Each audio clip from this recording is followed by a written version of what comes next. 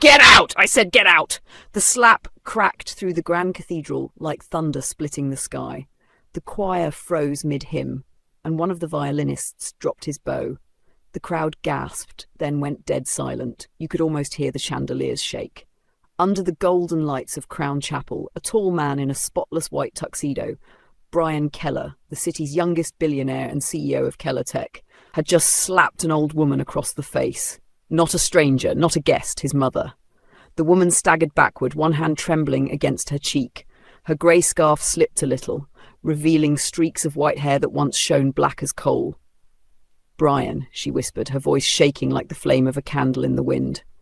"You raise your hand on me? Here? In the house of God?" He stepped closer, jaw tight.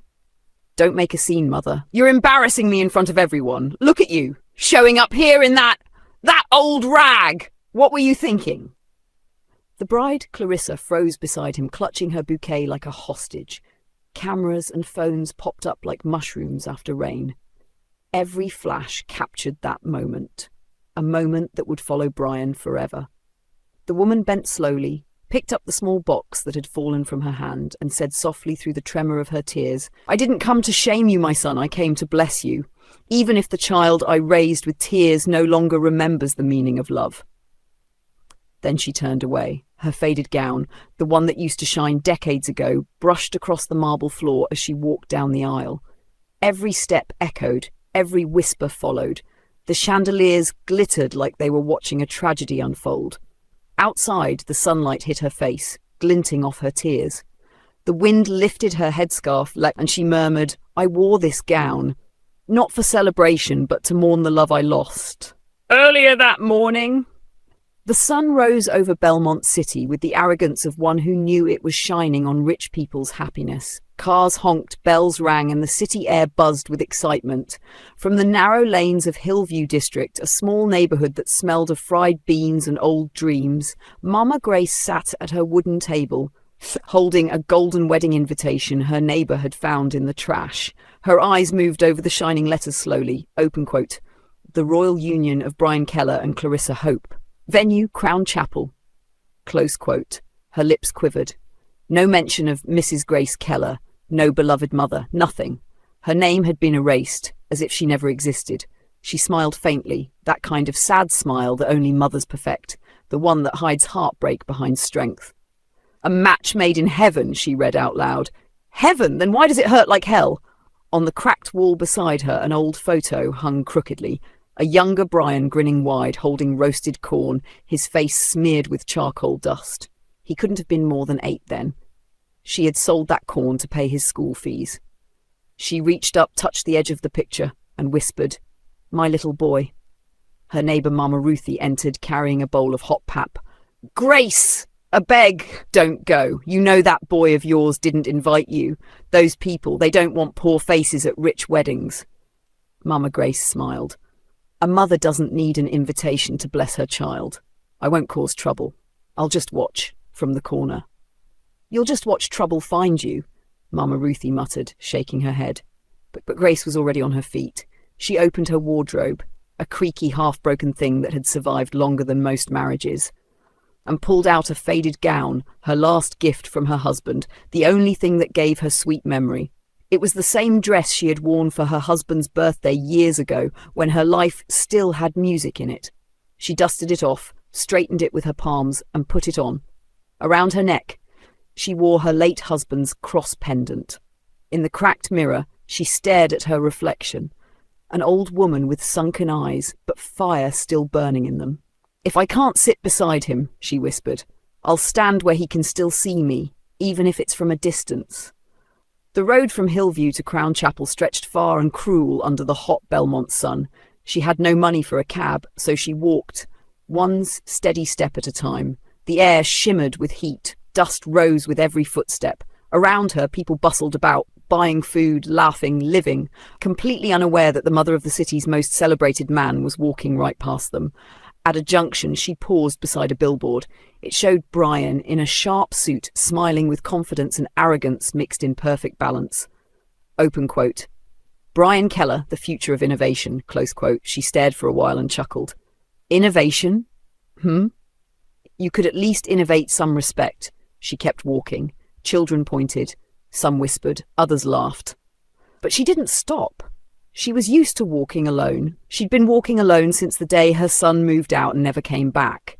By the time she reached Crown Chapel, her legs ached and her gown clung to her skin from sweat. The church stood like a palace. Massive white walls, golden gates shaped like angel wings, and luxury cars lined up like trophies. At the gate, 2 tall security guards in black suits stood watch. Their sunglasses reflected everything, except compassion. Grace approached slowly, clutching a small box. "Good morning, my sons," she greeted softly. "Please, tell Mr. Brian Keller that his mother is outside." The taller guard squinted at her. "Who?" "I said his mother." The shorter one snorted.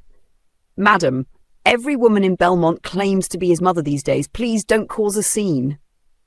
She didn't argue. She just smiled politely, though her heart broke a little more. "Then tell him the woman who gave him his name is here. That should be enough." "Ma'am?" the tall one said, voice flat. "Guests only. Kindly move aside before the press arrives." She stepped back quietly. The bells began to ring inside the church. Wedding music swelled. Through the iron gates she saw the bride gliding down the aisle, holding Brian's arm. For a moment, through the reflection on the glass doors, she saw herself, an old woman standing outside the world she once dreamed for her child. Her lips trembled. "Lord," she whispered, "I have no seat inside, but let my prayer sit beside him." And there she stood, silent, sweating, smiling faintly at the son who had everything except. Meanwhile, inside Crown Chapel, the orchestra played a soft, romantic tune titled "Forever Yours." Outside, however, Belmont City had its own orchestra. Honking horns, shouting conductors, and motorbikes weaving through chaos like angry bees. Between those 2 worlds, one old woman stood at the chapel gate, her dress flapping in the dusty wind. Grace Keller, a mother whose heart had been stitched together by years of sacrifice and sleepless nights. The sun climbed high, and its light rested on her face, revealing wrinkles that looked like tiny rivers of old stories. She stood there quietly, hands clasped around a small box, watching the elegant cars arrive. Inside, the air was thick with perfume, money, and make-believe humility. At the altar stood Brian Keller, billionaire, CEO of Keller Tech, the man whose smile had been practiced in front of mirrors more times than prayers at dawn. He adjusted his diamond cufflinks like they were medals of honor. His bride, Clarissa Hope, stood beside him, radiant, flawless, and rehearsed. The gown she wore wasn't just white. It looked like the kind of white that came with a price tag long enough to buy a small village. Guests filled every pew, politicians pretending to be holy, influencers pretending to be humble, and distant relatives pretending to be relevant. Everyone wore that fake smile that says, "We love you because your money paid for our flight." The priest, an elderly man who looked exhausted but well-fed, began the ceremony. "Marriage," he said, voice deep and solemn, "is a sacred bond between 2 souls who promise to share joy, love, and patience." Patience. Grace almost laughed from outside the gate. She had shared plenty of that, with a stubborn son who once promised, "Mama, I'll make you proud." The choir sang softly, cameras clicked, the live stream counter ticked past 100,000 views. Everything was perfect, too perfect. Then came the moment. "Do you, Clarissa Hope, take Brian Keller to be your lawfully wedded husband?" "I do," Clarissa said sweetly, voice dripping like honey from a designer jar. The audience clapped politely. Somewhere in the corner, Brian's business associate whispered, "That's my boy," as if the whole thing was a stock he just invested in. Brian smiled. The lights caught his face like he was made of gold. But as he looked toward the giant chapel doors, something flickered in his vision. A figure faint, slow, and trembling in gown. He blinked. Just then, the priest cleared his throat. "If anyone has any reason why these 2 should not be joined together, speak now or forever hold your peace." The crowd chuckled lightly. No one expected drama at a billionaire's wedding. Then, creak, a side door opened. The sound was small, but in that silence it might as well have been thunder. The choir missed a note. A few heads turned, and there she was. Grace Keller, in her old dress, walked slowly down the aisle. Each step echoed on the marble floor, steady but heavy, like she carried the weight of years no one wanted to remember. The small box in her hand shook slightly, not from fear, but from time. "Mama Ruthie told me not to come," she whispered under her breath. But how can a mother miss her own son's wedding? The guests murmured. Some pitied her. Some pulled out phones. The guards at the side looked unsure. Was this a guest, a ghost, or just bad publicity? Brian's jaw tightened. He recognized that scarf instantly, the same one his mother used to tie around his neck when he was a barefoot boy in Hillview. He stepped down from the altar, his expensive shoes clapping on the floor like a warning. The air in the chapel froze. Clarissa's perfect smile wavered for the first time. "Mother," Brian said softly, but not kindly. "You shouldn't be here." Grace lifted her eyes to him, and for a moment the billionaire disappeared.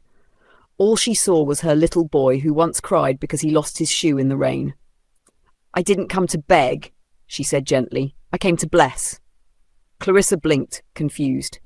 Guests exchanged looks. One whispered, "Came to bless? Who is this?" Another muttered, "They should have done background checks." The cameraman zoomed in. Oh, this was better than any TV drama. Brian took a sharp breath. "Mother, please, don't embarrass me." "Not today," she smiled faintly. "Embarrass you? My dear, I carried you for 9 months in a one-room apartment. You embarrassed me when you threw away your surname like trash." A few people gasped. Someone in the front row laughed nervously. Clarissa's father looked like he wanted to disappear into his suit. "Mama, please," Brian hissed. "Leave. This isn't your place." Grace took a step forward, her trembling hand reaching out to touch his arm. "My son, everything that stands here, your suit, your rings, your smile, was built on the back of a woman you now call not your place." That touch broke him. His pride flared, anger rushing like fire through expensive cologne. Without warning, his hand rose and came down. Slap! The sound wasn't loud, but it sliced through the room. The box fell to the floor. The choir fell silent. The organ froze mid-note. Clarissa gasped softly, one hand covering her mouth. For a second, no one moved, not even the cameras. Grace didn't cry. She didn't fall. She just touched her cheek slowly and looked at her son like she was seeing a stranger wearing his face. "May God bless you, Brian," she whispered, "even if my footsteps aren't welcome in your happiness."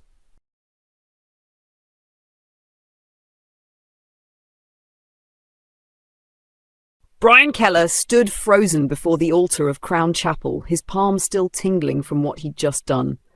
The world around him seemed to hold its breath. Chandeliers gleamed too brightly, camera flashes felt too harsh, and somewhere in the front row a guest's perfume made the air smell like guilt and lilies. He straightened his tuxedo, his jaw twitching slightly. He wasn't even sure if he was fixing his clothes or trying to fix himself.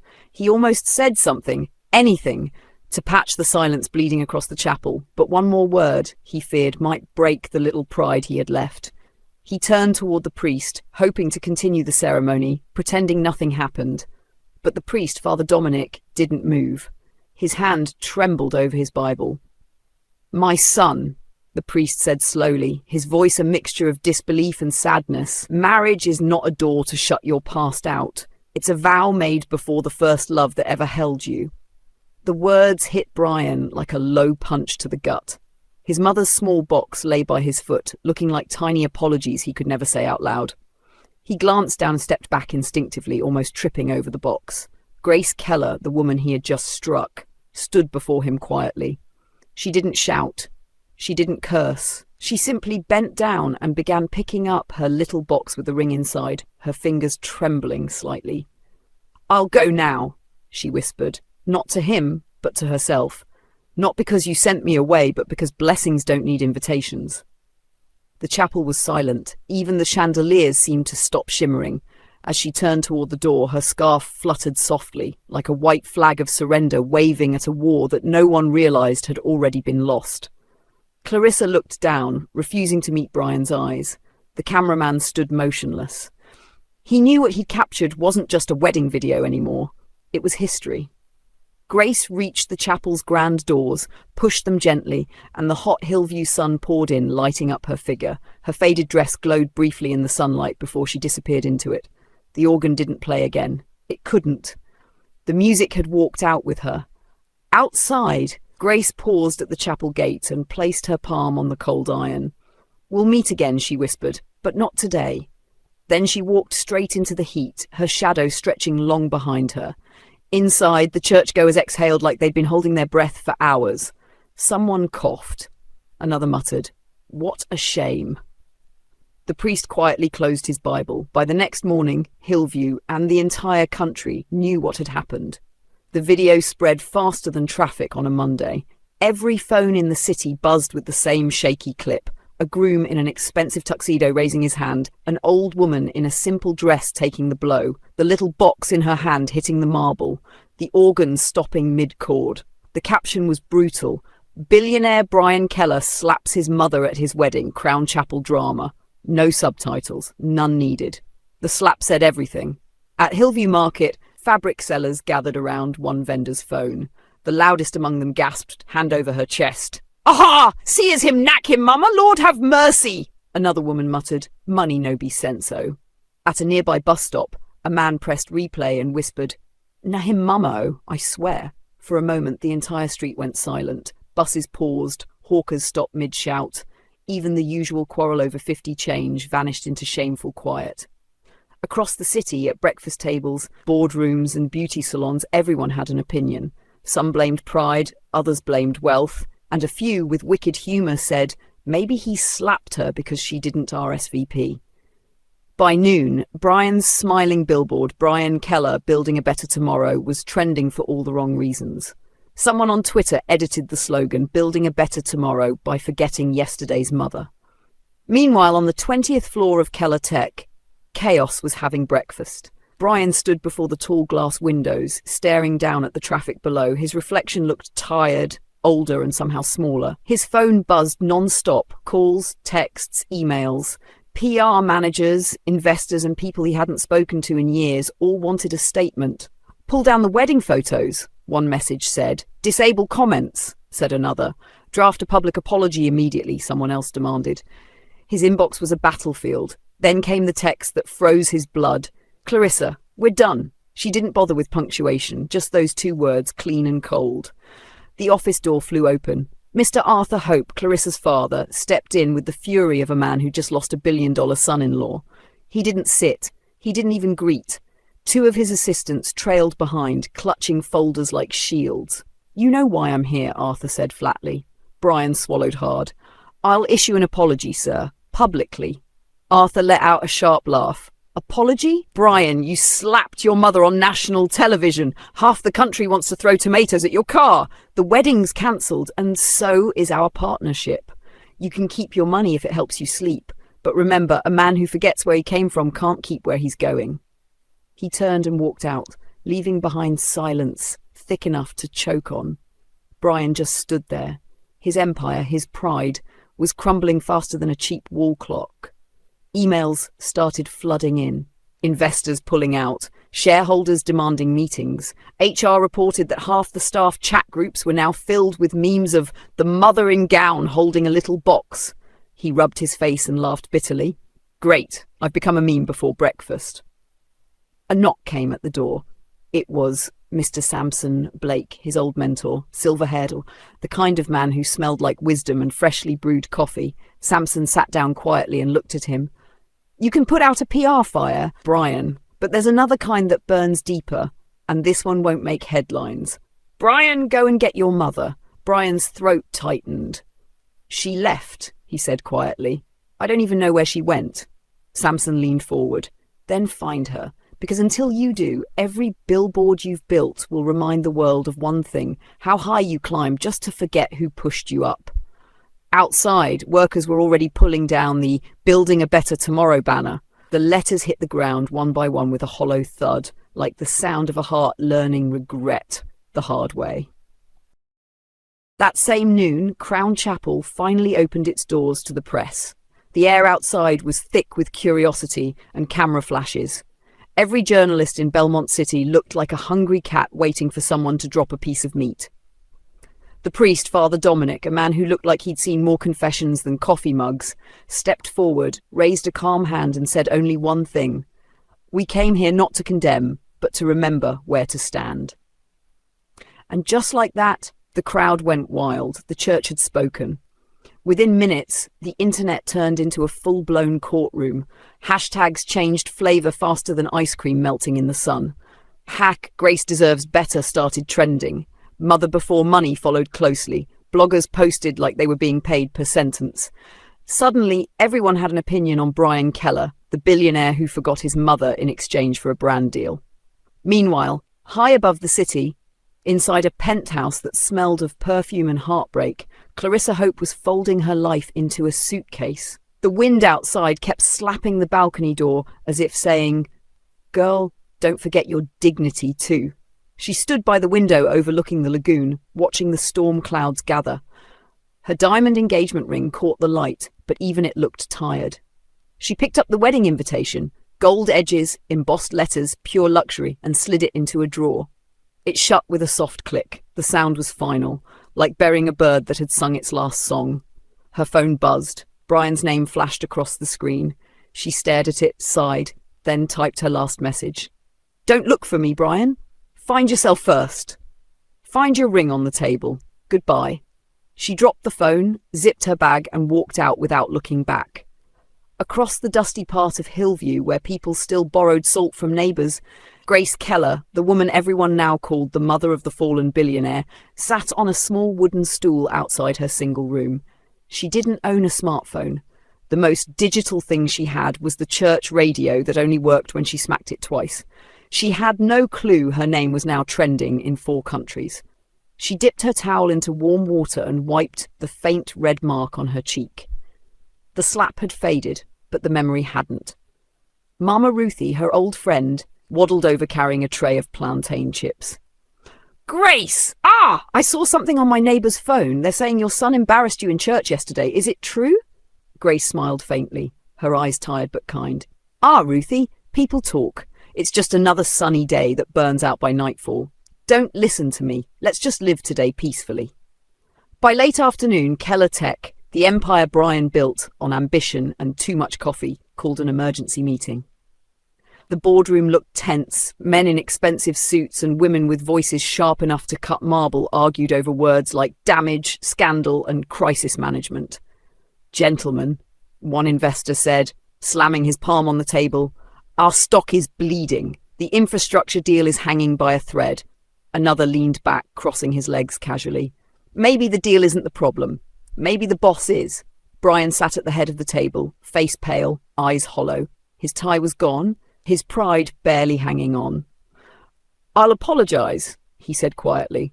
A shareholder, a middle-aged woman with more sense than everyone combined, raised an eyebrow. "To who exactly?" she asked. "Investors, the media, or the woman who raised you?" The room went dead silent. You could hear the air conditioner humming like it was laughing quietly at all of them.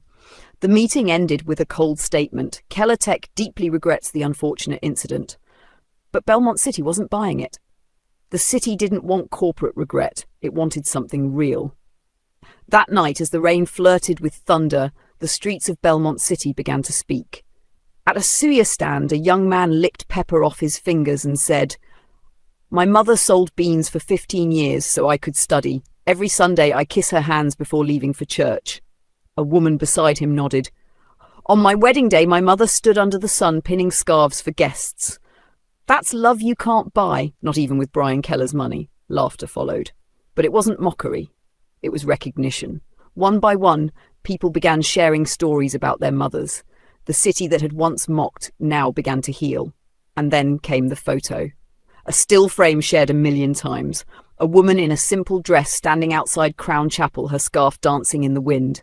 The caption read, "No mother deserves silence." But while the city healed, Brian Keller was drowning in guilt. His penthouse was dark. The city lights outside blinked like silent witnesses. He sat at his dining table, staring at nothing. On the counter sat a small brown parcel that had arrived that morning. Inside was an old photo. A gapped-toothed boy holding roasted corn beside a sunburned woman smiling proudly. On the back, in shaky handwriting, "If you ever forget my face, remember the hand that fed you." Brian's hands trembled. He pressed the photo to his chest and let the tears fall freely for the first since the incident. For a man worth billions, he had never felt so broke. By midnight, the storm grew wild. The rain slammed the streets like the heavens were giving Belmont City a long-overdue bath. The once grand billboard of Keller Tech hung half dismantled. Only 2 letters, K and H, remained, swinging sadly in the wind. Brian walked alone through the rain. No bodyguards, no umbrella. Just a man and his regrets. His shirt clung to him, soaked through. His polished shoes squelched with every step.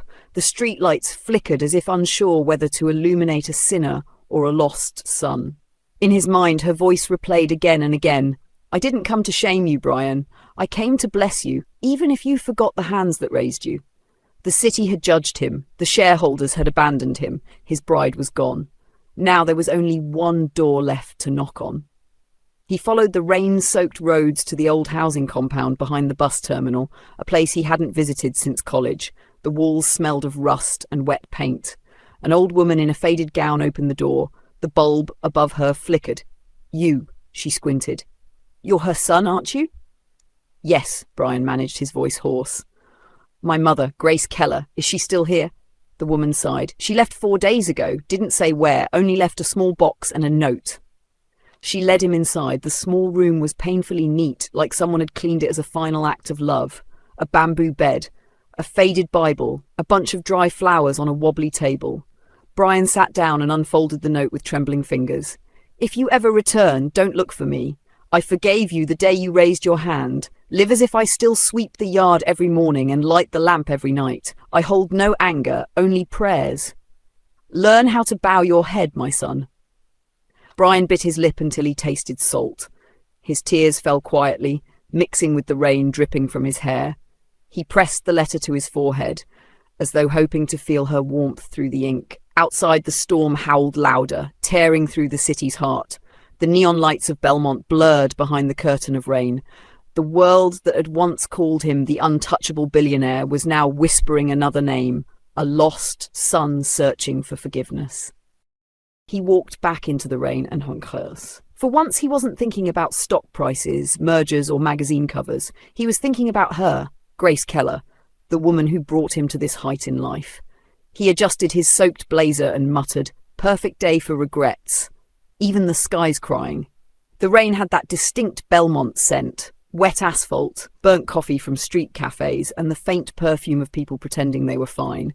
Through the curtain of rain, Brian thought he saw a figure. She looked like his mother, simple dress, barefoot, box in hand, walking slowly across the empty street. He blinked hard. Mother? He called, but the only thing that answered was thunder.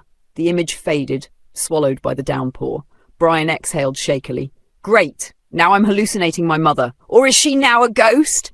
No, that can't be! Still, something inside him pulled him forward. His shoes splashed through puddles as he walked toward Crown Chapel, the place where his fairy tale wedding had fallen apart faster than a cheap umbrella in a storm. The chapel doors creaked open when he pushed them. Inside, the air smelled like candle wax and old secrets. His footsteps echoed down the aisle, each one reminding him how empty success felt without forgiveness. The altar stood just as he remembered, tall, solemn, and stained by a faint brown mark on the marble floor. That was where my mother stood when I did the unthinkable, and where everything else had fallen apart. He dropped to his knees, water dripping from his hair onto the stone floor. His voice was low, shaky. God, I built skyscrapers, but I couldn't build peace with my mother. I guarded my name more than my mother's love. I despised the only love that brought me here. I didn't even notice when the people who loved me stopped smiling. A flash of lightning cut through the stained glass, throwing colours across his face. Red, gold, blue, like judgment and mercy dancing together. For a moment he saw his shadow on the wall. It wasn't the shadow of a billionaire. It was the shadow of a lost man. The wind rushed through the chapel, slamming a door somewhere in the back. Brian looked up. I guess that's a no, huh? He muttered, forcing a crooked smile. Even heaven's done with my nonsense. When the rain eased, he stepped back outside. The city was waking, street sweepers humming, neon signs flickering back to life, and early commuters wading through puddles. Belmont never paused for anyone's heartbreak. A street sweeper pushing his cart stopped near Brian and squinted. You're Mr. Keller, right? The man from the billboards? Brian gave a half smile. Used to be. Now I'm just a man looking for directions to his own soul. The old man chuckled softly. Last night I saw a woman in a simple faded dress walking toward Hillview. She smiled at me, then vanished when lightning struck. I thought she was an angel. Brian froze. Hillview? Yes, sir. Near the old hospital. Your mother collapsed 4 days ago. It must be due to the wedding chaos. A good Samaritan had found her unconscious by the roadside and rushed her to Hillview General. If you want to see her, go there if she's still breathing. Why, he whispered, Mom. Brian closed his fingers around his head and looked toward Hillview. All right, Mom, I'm coming. The rain had stopped, but puddles still mirrored the faint sunrise. The city hummed again, full of life, traffic, and people pretending not to notice the man walking barefoot in a damped suit with his red eyes from crying. Somewhere between the chapel and the hospital, Brian Keller stopped being Belmont's billionaire. He became just a son, chasing redemption, one raindrop at a time. And above him the morning sky broke open, not with thunder, but with light. A while later, Brian Keller stepped into the white, cold-smelling ward of Hillview General Hospital. The first thing he noticed was how small his mother suddenly looked, like time had folded her in half. Machines beeped softly beside her bed, measuring the fragile rhythm of her breath. Tubes and wires ran across her arms like tiny, desperate prayers. He moved closer, his polished shoes suddenly feeling too expensive for the floor he was standing on. Mama, he whispered, his voice cracking, please don't do this to me. Don't leave me now. You're the only one who ever loved me before the money showed up. No response. He sat beside her, clutching her thin hand. I've built empires, Mom. Skyscrapers, cars, brands. But I swear I'll trade every single one for your love. Your teaching, you remember? The ones about humility? Mom, you were right. I was an idiot in a designer suit. Still nothing. Tears streamed down his face, not the camera-ready kind, but the messy, sniffling kind that makes you sound like a broken trumpet. Mama, please, I'm back now. I'll make things right. Just forgive me. He refused to move. Nurses came and went, whispering that the billionaire hadn't eaten, hadn't slept, hadn't even removed his wristwatch, as if time itself might die with her. 24 hours later, just when the doctors were whispering in that cold medical tone that sounds like a death sentence, Grace Keller suddenly sneezed. Loud, like she was scolding death itself. Brian's head snapped up. Did you just sneeze? Grace's eyes fluttered open. And why are you crying like a wet goat, Brian? You have done your best. Allow my spirit to rest, he gasped. Mom, you were gone. You scared me. You can't rest now until I make everything right. She squinted at him. Gone where? To heaven? Please, I'm not ready to listen to go there yet, but I needed to be away from you. I needed space. I needed rest. Besides, heaven can wait. I left beans on the stove. Brian let out a laugh that turned into a sob, collapsing beside her bed. Oh, Mama, I thought I'd lost you. Grace rolled her eyes weakly. You can't lose me, boy. I'm not your business shares. I'm your mother. He knelt there, still crying, while she patted his hair. Stop dripping tears on my blanket. You'll make it smell like guilt. 1 week later, the hospital discharged Grace Keller, fully recovered and already lecturing the nurses about overcharging patients for aspirin. Brian personally drove her home to his mansion. The house, once silent and soulless, came alive again. The maids now greeted someone who actually replied, and the kitchen finally smelled like jollof rice instead of imported air freshener. Grace walked through every corner, shaking her head. You bought 3 TVs for 1 living room? What do you think this is? A cinema? Brian grinned sheepishly. It's modern luxury, Mama. She gave him a look. It's modern nonsense. Now go get me a mop. Your marble floor looks too clean, makes me nervous. And that was the beginning of something new. The billionaire who once measured success in dollars now measured it in his mother's laughter. 6 months later, Belmont City had something to gossip about again. Brian Keller and Clarissa Hope's grand wedding at Crown Chapel. Yes, the same one that walked out on him. Clarissa walked down the aisle radiant and calm, while Grace, in her diamond lace dress, waved at every camera like the Queen of Belmont. During the vows, Grace leaned toward Mama Ruthie, her forever gossip partner, and whispered, At last I witnessed my son's wedding. Mama Ruthie chuckled. Yes, ooh, Grace. After the wedding, Brian announced something that stunned everyone. He launched a charitable foundation named Share Mama Grace. Its mission? To educate young people on humility, gratitude, and the art of not forgetting where they came from, no matter how tall their buildings grew. Reporters flooded him with questions, and Brian just smiled. It's simple, he said. Every billionaire needs a reminder that success without soul is just a fancy form of failure. My mother gave me that reminder. and nearly took it to the grave before sneezing it back into my head. The crowd laughed, Grace winked proudly, and Clarissa held his hand. This time, not for the money, but for the man. And somewhere in the crowd, Mama Ruthie whispered, "Ah, Grace, look at your son. From CEO to crier, then back to human. Miracles do happen." Grace smiled softly. "Yes, they do. Sometimes they even sneeze. Hello, besties. What a journey, right? From arrogance to awakening." Brian Keller finally learned that no empire stands taller than a mother's love. Sometimes life doesn't need thunder or lightning to teach you a lesson, just a single sneeze strong enough to wake both heaven and a stubborn billionaire.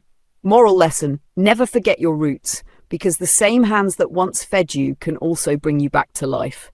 Money can buy everything, except forgiveness, peace, and mama's cooking. Tell me, besties, what's one thing your mom or guardian always said that you didn't understand until you grew older? Drop it in the comments. Let's laugh, cry, and learn together.